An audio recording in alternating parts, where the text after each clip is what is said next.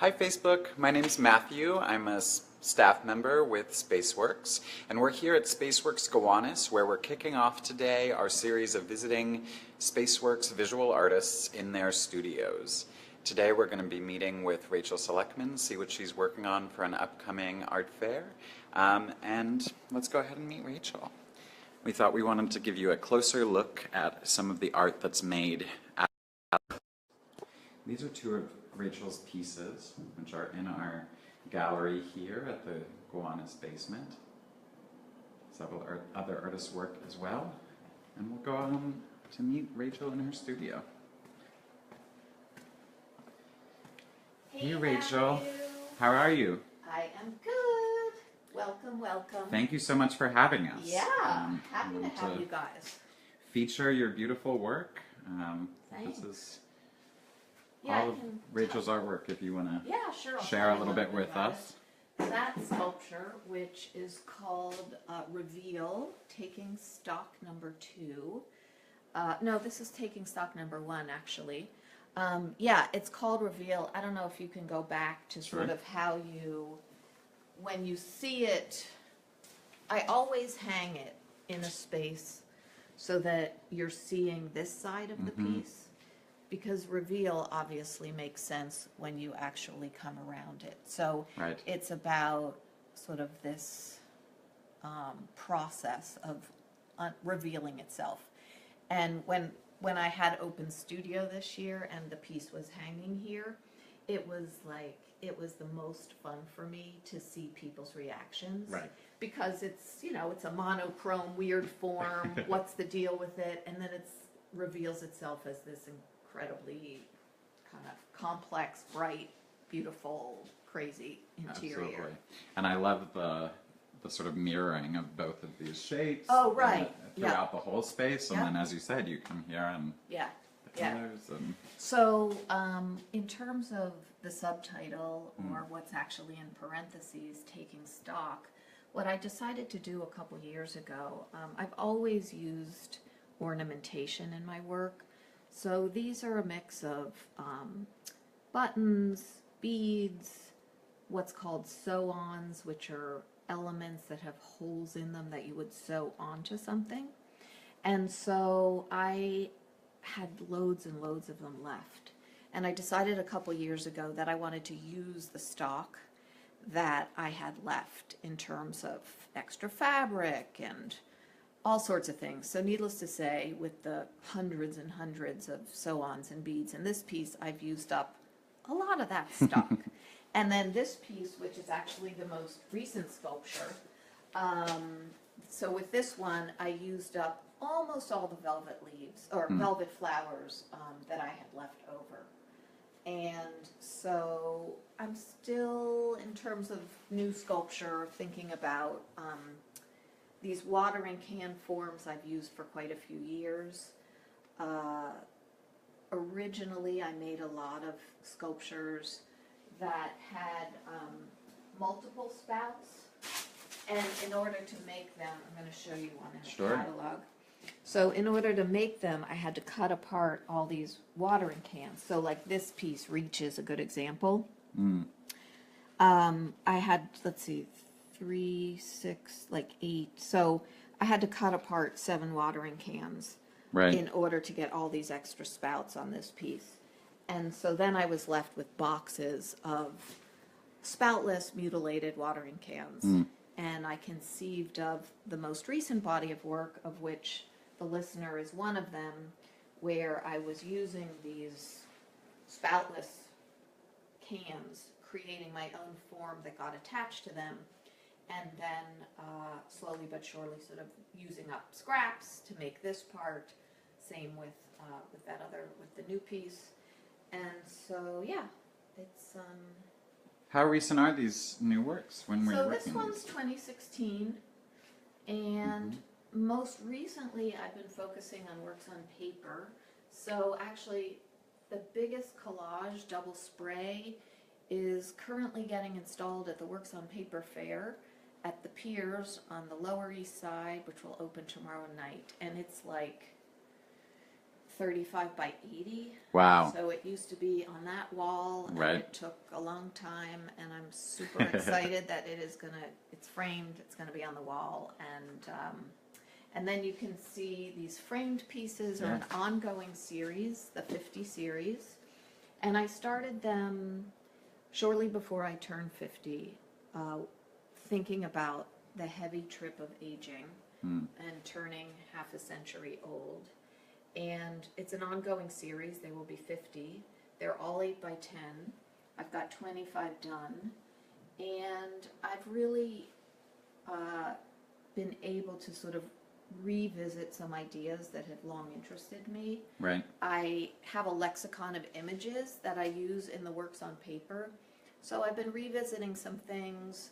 There are some ideas that I've never gotten to address because time management, you got to decide what's burning at the moment.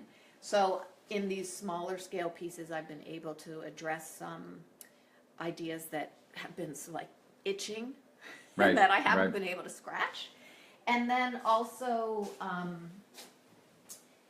time, of course, as you're aging, that becomes a big theme.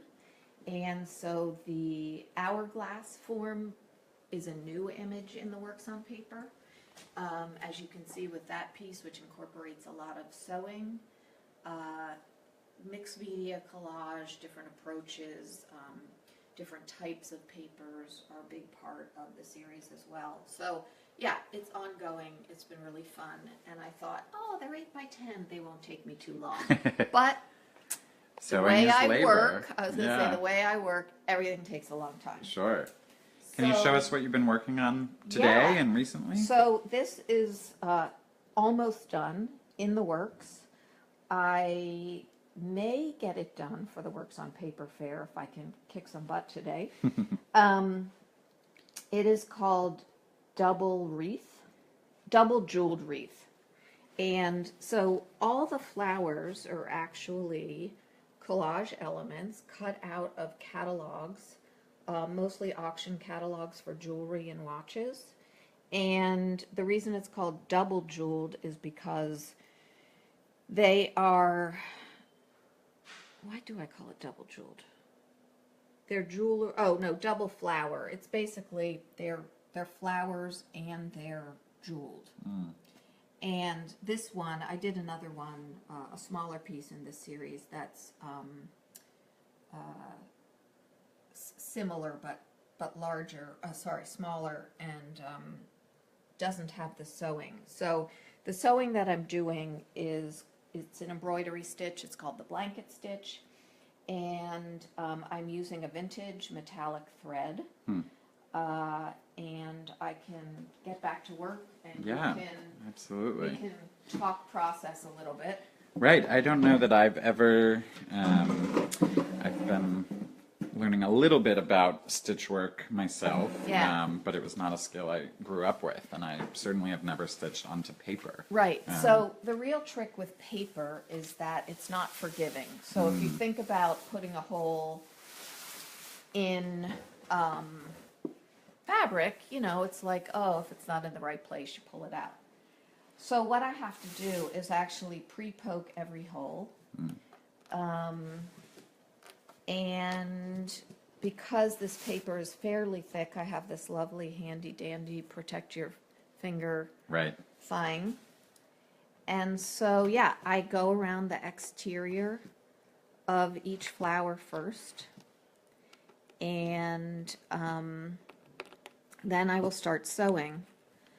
And when I first started this piece, and often when I'm working on large-scale works on paper, I actually stretch the paper or staple the paper to a painting frame. Because what you have to do, you'll see when I start getting into it, that you have to work front and back. And when you're working in the center, so if you imagine this sheet of paper was larger before, it was stapled to a frame, I can stand it up. I can sort of move it around. I can lift it without worrying about damaging the paper. And it's just a little easier to manipulate.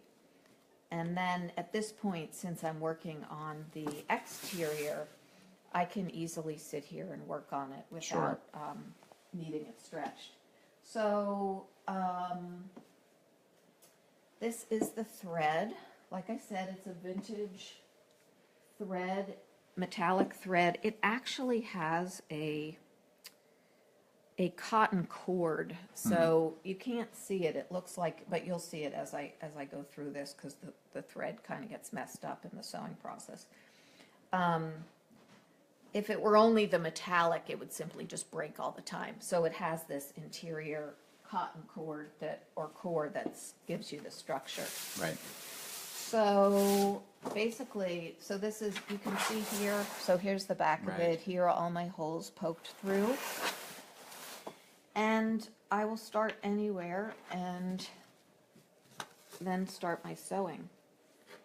And I have a bunch of books with different embroidery stitches. I never really learned how to embroider, but I knew, but I've been using thread and sewing on paper for a long time. So this, needless to say, I can't remember how many months I've been working on this piece, but I've been working on it pretty steadily. Yeah. And so first you can see to the left there are lots of cut elements. So first I glue down the collage elements, and then basically it's all about labor. It's all about the sewing process. And normally I'm listening to WNYC. Mm-hmm.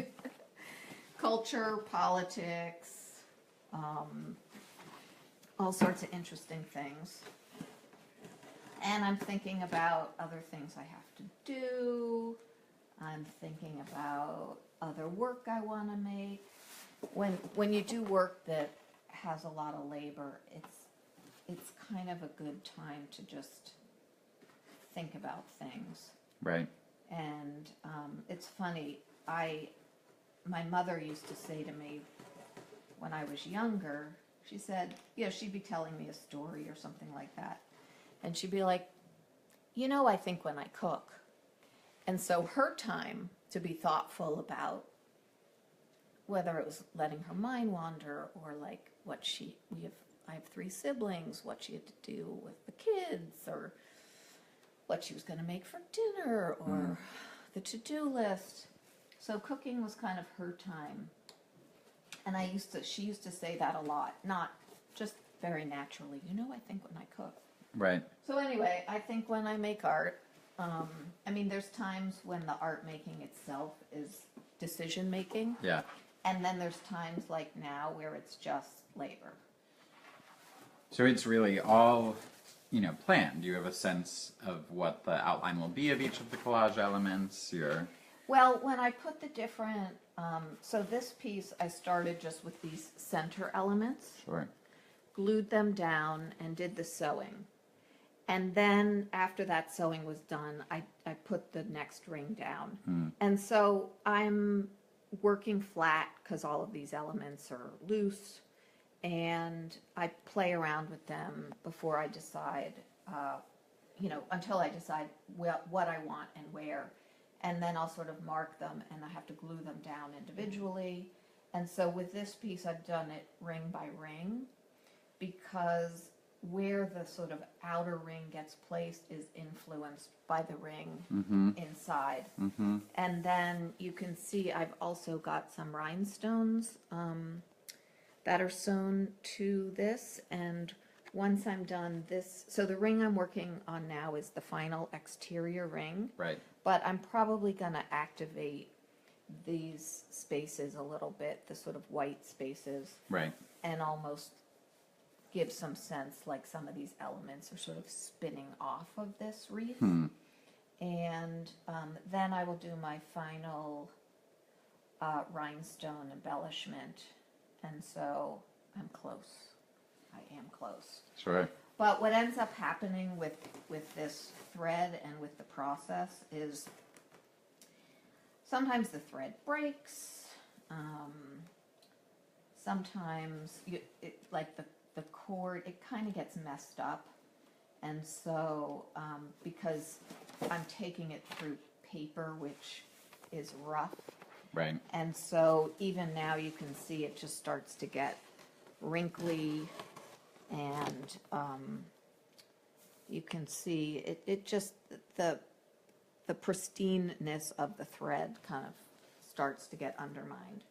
And sometimes, that's why, for instance, I don't use really long pieces of thread, because they'll break. Right. And so I usually have 3 needles threaded, because if I were to thread 1 needle at a time, I'd go crazy, because I'd be threading needles like constantly. Right. So instead I just I prep a bunch of needles at one time.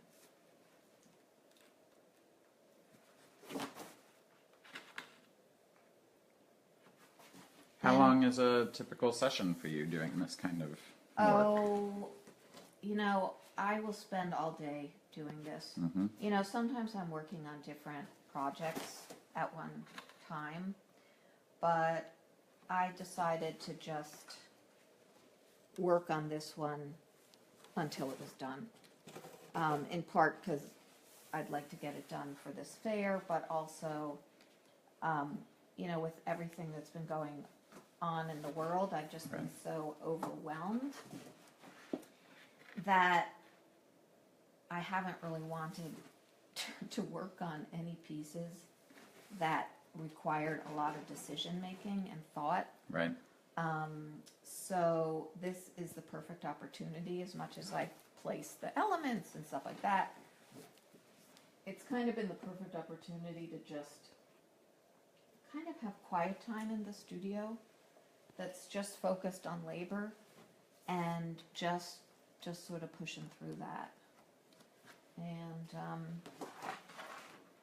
yeah, you said you're normally listening to yes, the news and I culture know. pieces. I know, yeah, definitely. Does it become a kind of meditation, or is it much more focused on the labor as repetition? And this labor, I do have to pay attention, because just because of the materials I'm using. Right. But it's slow progress, and so I don't know that it's meditation exactly, but I don't know.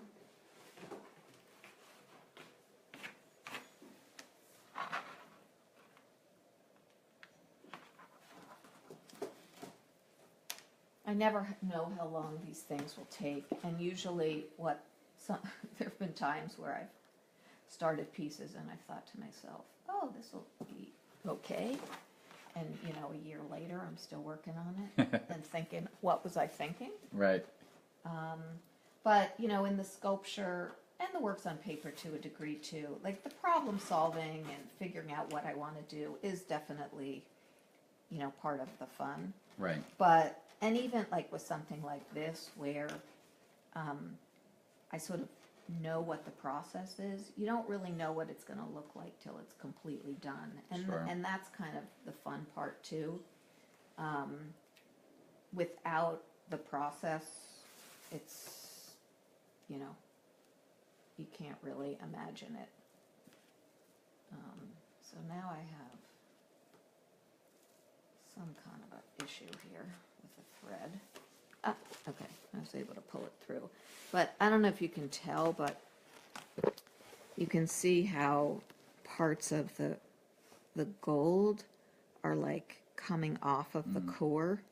So at some point, if the thread looks so threadbare that it's going to look like crap, I just I'll just start a new thread. Sure. Yeah.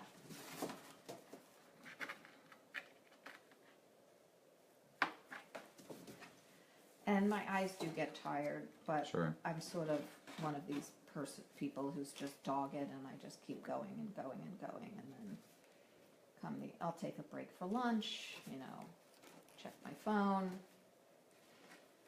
and plug away until it's time to go home.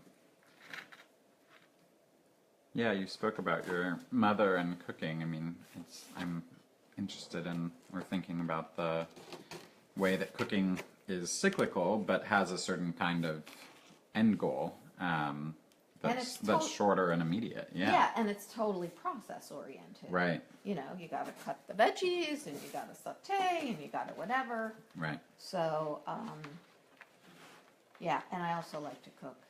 It's nice to, no matter what you're making, whether you're making food or frankly even doing laundry, it's just like to come to go through a process and come out with some finished product, whether it's art, food, clean laundry, gardening, it's satisfying.